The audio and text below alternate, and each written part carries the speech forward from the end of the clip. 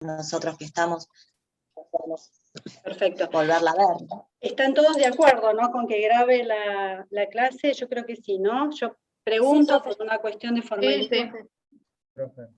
Sí. Decía entonces, porque yo ya me cruzo de brazos y estamos de manera sincrónica, así que les comparto pantalla. Díganme si se ve bien. Vamos a correr esto.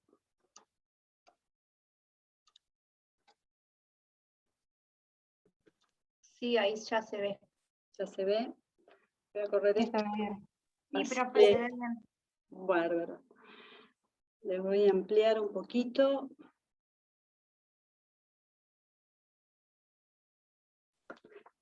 Bien.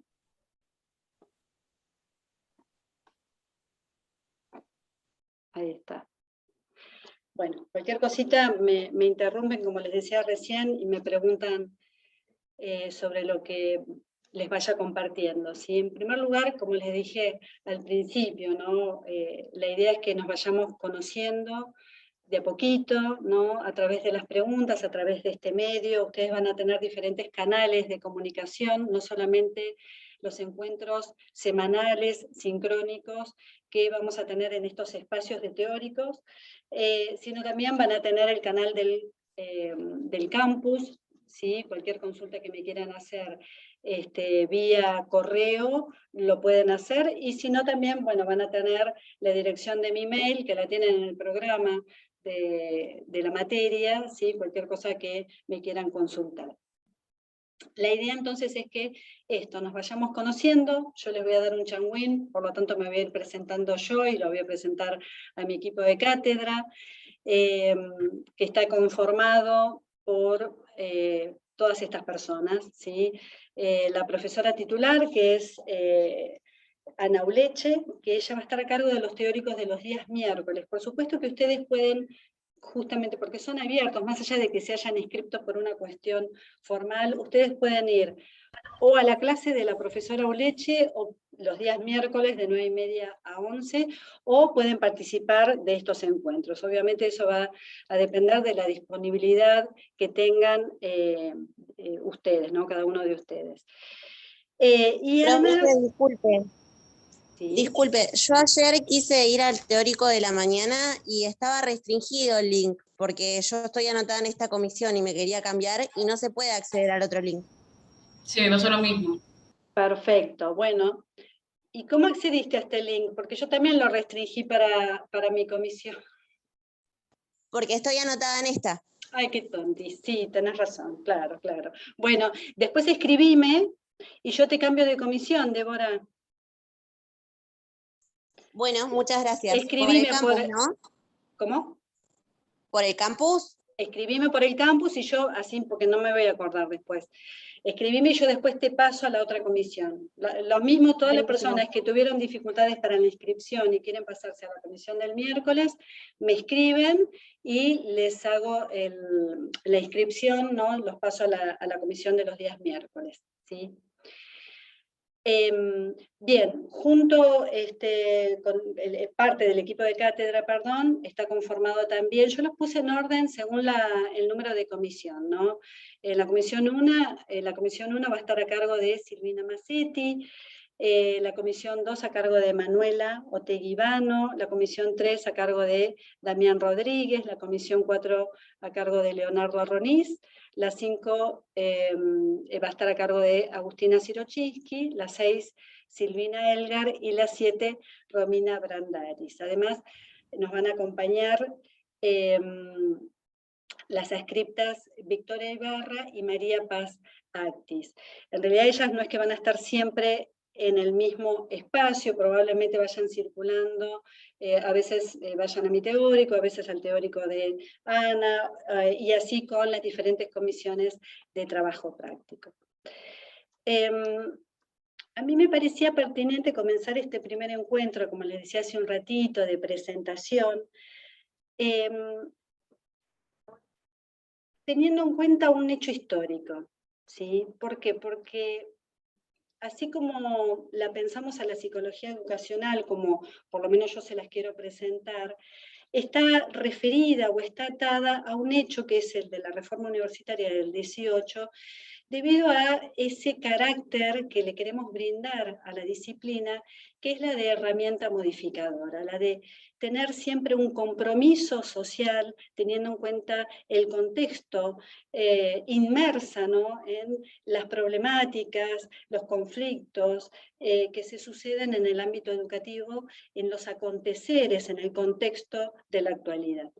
Por eso me pareció pertinente para esta presentación revisar un poco esos hechos acontecidos en el año 1918, que nos va a anclar desde una mirada referida a cuestiones y posiciones ideológicas, para también inclusive comprender más abiertamente la función que tiene la educación en las sociedades, ¿no? La reforma del 18, no sé si por ahí han tenido la oportunidad de revisarla en alguna de las asignaturas por las cuales ustedes han atravesado, o si han tenido la oportunidad de leer algo sobre este hecho histórico, que para todos aquellos que formamos parte de la universidad es sumamente, un hecho trascendental, es un hecho que yo le digo bisagra, es un antes y un después. ¿Por qué? Porque antes de la reforma del 18 sucedían cosas dentro del sistema universitario totalmente diferente a lo que sucede hoy en día, ¿no? Y que nosotros los tenemos sumamente naturalizados, como por ejemplo, hasta aquel momento, los profesores universitarios eran elegidos por el presidente de la Nación. Es decir, a partir de una ley que se decreta en el año 1885, después de la Ley Nacional de la Ley de Educación, en el año 1884 se decreta la Ley Avellaneda, ¿no?, en el año 1885, en donde se dice en esa ley que los profesores debían ser elegidos por el presidente. A partir de un conjunto de profesionales acercados al presidente de parte de la universidad, el presidente terminaba eligiendo quién debía ocupar un determinado cargo. Así como sucedía eso, también sucedía que los contenidos que se desarrollaban, que se impartían en los claustros universitarios de aquella época, estaban muy alejados de la vida cotidiana, estaban muy alejados de lo que sucedía realmente. Por lo tanto, lo que se iba aprendiendo era muy factible que no pudiera servir, como les decía hace un ratito, una herramienta modificadora de ese contexto, ¿no? Y además estaban muy atados los contenidos a creencias de carácter religioso, ¿sí? A partir de abril del año 1918 se crea la FUA, la Federación Universitaria Argentina, ¿sí? Esa primera agrupación estaba conformada por estudiantes que la mayoría provenían de la reciente clase media, y son ellos los que justamente comienzan a manifestarse, a expresarse en torno a necesidades de que la universidad comience a realizar algunas modificaciones, ¿sí? Es así como comienzan a darse, o se comienza a dar en la Universidad Nacional de Córdoba, la primera toma universitaria, que luego se fue replicando en las diferentes universidades del país. Es un suceso histórico de muchísimo peso, es un suceso histórico que duró muchísimos meses, que implicó no solamente las tomas que ustedes deben saber, sino también muchísimas movilizaciones en diferentes ciudades de muchísimo peso. En un principio, estos movimientos fueron movimientos puramente estudiantiles, pero de alguna manera se fueron sumando no solamente profesores, algunos profesores, sino también empezó a participar la población, ¿sí? Empezó a tener cierto peso la población, no solamente porque estaban de acuerdo, ¿no?, con estos pedidos que hacían los estudiantes universitarios, sino porque también empezaban a dar cuenta de la importancia de la universidad como un elemento modificador de la realidad. Entre los legados reformistas que hoy podemos mencionar, yo elegí algunos. Elegí algunos porque me parecen los más importantes y además porque no quiero que se extienda mucho la presentación en estos legados, pero me parecen los más importantes, como son la autonomía universitaria. Vuelvo a repetir, anteriormente la universidad estaba íntimamente ligada a una élite, ¿no? Una élite dominante en donde se impartían esos contenidos relacionados con creencias religiosas, en donde repetitivamente, ¿no?, se construían conocimientos que no se relacionaban en absoluto con lo que sucedía en la sociedad de aquel momento. Otro legado es el libre ejercicio de la docencia, como la libertad de cátedra, la gratuidad de la enseñanza, el cogobierno. Hoy en día, para todos los que formamos parte de la gran comunidad universitaria, es algo muy común que esté cogobernada, ¿no?, la universidad por estudiantes, por profesores, por graduados, pero en aquel momento esto no sucedía. Otro gran legado fue que se comenzara a promover en la enseñanza el razonamiento crítico y el razonamiento científico. Aparece lo que se denominó en aquel momento la misión social de la universidad, que de aquí se desprende lo que hoy conocemos como la extensión universitaria. O sea, hasta ese momento, vuelvo a repetir, no había una relación, una vinculación entre la sociedad y la universidad. Es a partir de los hechos de la Reforma del 18 que esto comienza a suceder y por lo tanto se empieza a democratizar la enseñanza, siendo la misma gratuita y pública. Y el otro legado que a mí me parecía interesante, porque lo voy a desarrollar un poquito más, presentarles, es la importancia que se le empieza a dar a la implementación de nuevas metodologías de enseñanza, ¿sí?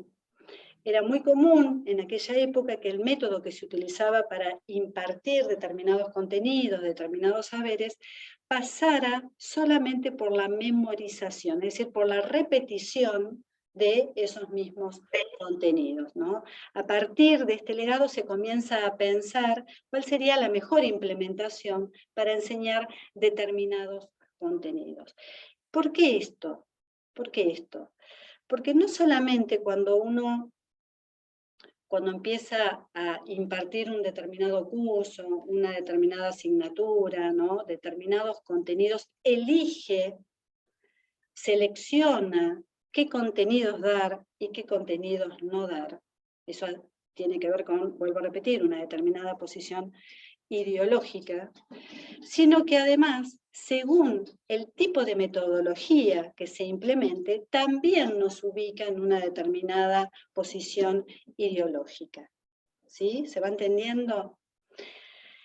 Esto que le estoy diciendo, ¿no?, esto de qué metodología implementar, qué metodología de enseñanza implementar, no es algo que haya surgido en el año 1918, sí se estaba implementando en esa época en la universidad un tipo de enseñanza más de clase memorística, pero es una preocupación que data del año 1600, de los años 1600, y antes también podemos hablar de Platón, podemos hablar de referentes filósofos muy, muy antiguos o que pertenecen a la antigüedad.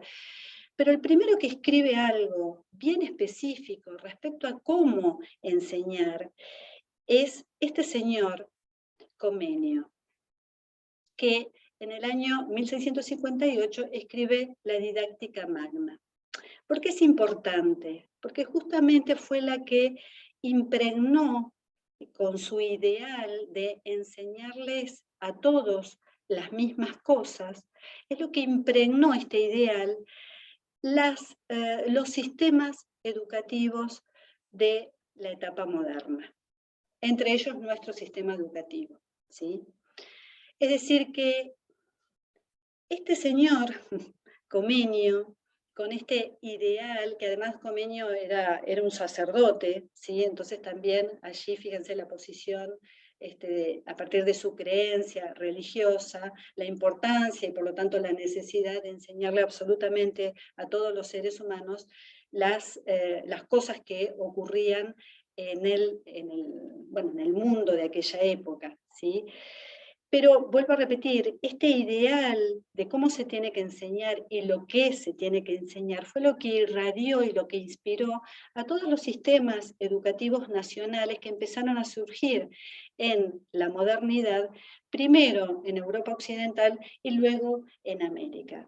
Nosotros también, ¿no?, tuvimos toda esta irradiación, ¿no?, de pensar a nuestro sistema educativo como la escuela única, ¿sí? ¿Se va entendiendo hasta acá? Sí. Bien. Sí, sí. ¿Qué fue pasando a medida que pasó el tiempo, ¿no? A medida que fueron transcurriendo las distintas décadas, ¿no? Que ese ideal de escuela única tuvo obviamente sus grandes dificultades que hoy en día se están abordando, se están pensando, cada sistema educativo de las diferentes naciones están revisando, ¿no?, a la luz de cómo enseñar y qué contenidos enseñar a los ciudadanos de sus sociedades, ¿sí?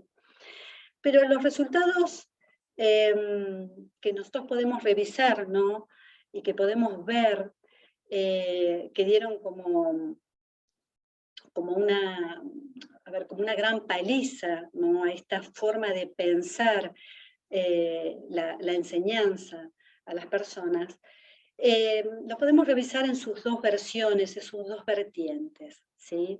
Pensar una escuela única, ¿no?, es no pensar en las diferencias. Es pensar que absolutamente todas las personas pueden aprender de la misma manera, con el mismo ritmo, que pueden aprender las mismas cosas porque se cree que van a querer aprender las mismas cosas, ¿no? Es de alguna manera borrar esas diferencias y por lo tanto no legitimar el respeto hacia las diferencias. Entre las versiones, ¿no?, en donde nosotros podemos observar o registrar esas dificultades, nos encontramos con una escuela única que lo que brindó, sí, a lo largo del tiempo, es una igualdad de acceso, pero no de permanencia, ¿sí? A medida que fue avanzando los sistemas educativos en las diferentes naciones, se empezó a priorizar la importancia de incorporar absolutamente a todos y a todas las personas de la nación para que tuvieran una determinada instrucción, que además esa instrucción está ligada a la construcción de una determinada ciudadanía, ¿sí? Pero lo que se fue viendo a la medida que se avanzaba en la igualdad de acceso es que no todos, vuelvo a repetir, permanecen en el sistema educativo.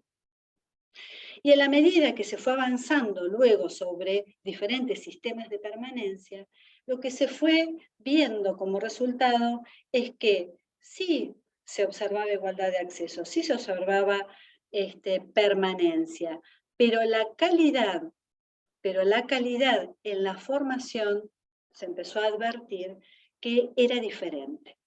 Entonces, la pregunta que empezó a surgir, que no es nueva, ¿no?, pero hace rato se viene investigando, se viene abordando, es si es posible que todos aprendan todo.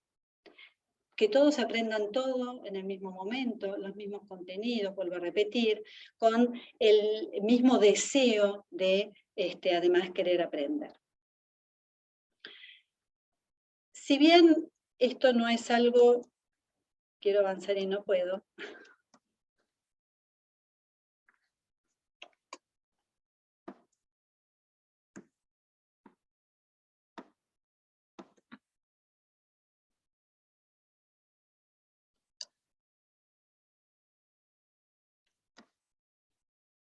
¿me escuchan? Sí, Sí, sí, sí. se te escucha. Sí, profe. se escucha. Pensé que se me había tildado perdónenme. Si bien esto no es, como les decía, algo novedoso, ¿sí? Sí ha llevado mucho tiempo en intentar dar respuestas a estos emergentes, ¿no? Yo les traje acá como ejemplo una estadística del año 2014. Me voy a poner los lentes porque si no, no veo. Fíjense, en la última columna, la tasa de egresos. ¿Sí? Ya para el año 2014, en el nivel secundario, en donde nuestro sistema educativo nacional rige la obligatoriedad del nivel medio, fíjense los números, la tasa de egreso, qué diferente es, primero que en muy pocas provincias supera el 50%, ¿no? Pero fíjese también la diferencia entre Ciudad Autónoma de Buenos Aires, por decir alguna región, algún lugar, el 57,37%, la diferencia con, por ejemplo, Chubut, con una tasa de egreso del 45,19%. Y creo que hay números inferiores, si no me equivoco.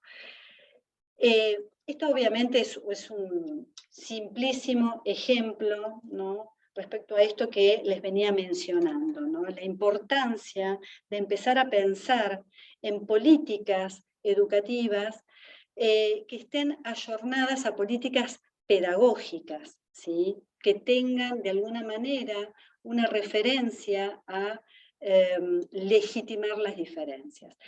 De esto escribió muchísimo este señor, que lo deben haber escuchado en alguna de las asignaturas que han cursado anteriormente, que es Brunner. ¿Sí? Este señor se dedicó prácticamente toda su vida a investigar sobre cómo acercar determinados saberes, determinados conocimientos en las instituciones educativas a los y las estudiantes. Escribió algunos textos como El proceso de la educación en 1960, la educación como invento social en el 64, la importancia de la educación en el 87 y la cultura educativa en el año 1996. Es decir, un investigador muy preocupado por esto que les decía recién, ¿no?, que él le va a poner un nombre, lo va a llamar transposición didáctica o de conversión, ¿no?, que básicamente es esto, de qué manera, ¿no?, con qué formas vamos a acercar los conocimientos, los saberes a los estudiantes para que esos saberes sean realmente asequibles, aprehendibles. Y les voy a citar 3 elementos conceptuales de este autor, porque son elementos conceptuales que nosotros en esta asignatura Psicología Educacional los utilizamos para construir las diferentes situaciones educativas que ustedes van a ir atravesando justamente para ir incorporando determinados saberes específicos de la disciplina Psicología Educacional. Uno de esos elementos conceptuales es ese primero que les puse allí, la programación de un currículum en espiral. Y esto tiene que ver justamente con el respeto hacia el sujeto del aprendizaje, de comenzar a trabajar sobre conocimientos más complejos a partir de elementos significativos que ya tiene incorporados ese sujeto, ¿sí?, en donde se hace una serie de movimientos en espiral, no se vuelve a elementos conceptuales anteriores, previos, conocimientos previos, se dice, para a partir de esos conocimientos significativos comenzar a ligar, a relacionar los nuevos conocimientos que se van a ir transformando en futuros conocimientos significativos. ¿Por qué esta manera de programar una currícula de forma espiralada? ¿Por qué? Porque este autor va a decir que los conocimientos tienen una estructura jerárquica, ¿sí?, en donde los diferentes elementos que conforman ese conocimiento se basan en conocimientos menos significativos, menos complejos, hacia la construcción de conocimientos de mayor significatividad. Y para que eso ocurra, para que se vaya construyendo conocimiento, es necesario, además, que ese sujeto de aprendizaje tenga determinadas habilidades. Y las menciona de esa manera, como autonomía, como confianza, como competencia intelectual y manejo de la complejidad. ¿Qué significa esto? Que cuando nosotros construimos una determinada situación educativa para presentar un determinado conocimiento, no solamente vamos a tener en cuenta desde el rol docente cuáles serían los conocimientos previos de nuestros estudiantes, ya sea preguntando, ya sea porque sabemos que han cursado determinadas materias que tienen determinado trabajo de determinados conocimientos, sino que además vamos a tener en cuenta en ese proceso el nivel de autonomía para adquirir determinados conocimientos, ¿sí? Y además la confianza en función de esa autonomía para seguir construyéndolo, ¿sí? Con competencia intelectual y a medida que se vaya avanzando, mayor complejidad del mismo. Y como si eso fuera poco, además, otro elemento fundamental que es la contextualización. Siempre que se presenta un determinado conocimiento, siempre tiene que estar atado a ese medio social, que va a servir, como les puse allí, sostén del aprendizaje significativo. Para que realmente sea transferido un conocimiento, se tiene que tener en cuenta el medio sociocultural en donde se desarrolla todo ello. Son, vuelvo a repetir, todos elementos desarrollados por este autor, Brunner, que pertenece a una determinada línea epistemológica, ¿no? de pensamiento, y que son elementos que nosotros tomamos para desarrollar las situaciones educativas, para desarrollar nuestro modelo pedagógico de enseñanza de esta disciplina, psicología educacional. ¿Por qué? ¿Por qué lo pensamos así? ¿Sí? Porque consideramos que obviamente hay que superar, ¿no? este ideal, ¿no? de la etapa de la modernidad, donde se intentaba enseñar a todos todas las cosas, ¿no? En donde es necesario, sí, una metodología en donde se puedan convertir los conocimientos para que sean asequibles para aquellos que están cursando determinada asignatura, pero eso no alcanza. Eso no alcanza. Y esto que les voy a decir está ligado al medio social, sociocultural, ¿no? Que nos va definiendo también, que todo proceso de construcción de conocimiento tiene que ir acompañado de un discurso, de una política determinada educativa, pero con una política determinada educativa, como les decía anteriormente, ligada a una política pedagógica del tratamiento de la diversidad, ¿sí? En donde se legitime lo diferente desde un lugar de respeto y desde un lugar de diferencia en definitiva. ¿Sí? Si nosotros tenemos en cuenta todos esos elementos, la conversión, esa transposición didáctica, esa conversión de los conocimientos para que sean asequibles, es más factible que se logre. Es más factible que se logre. Bien, dicho esto, no podemos dejar, ¿no? de mencionar justamente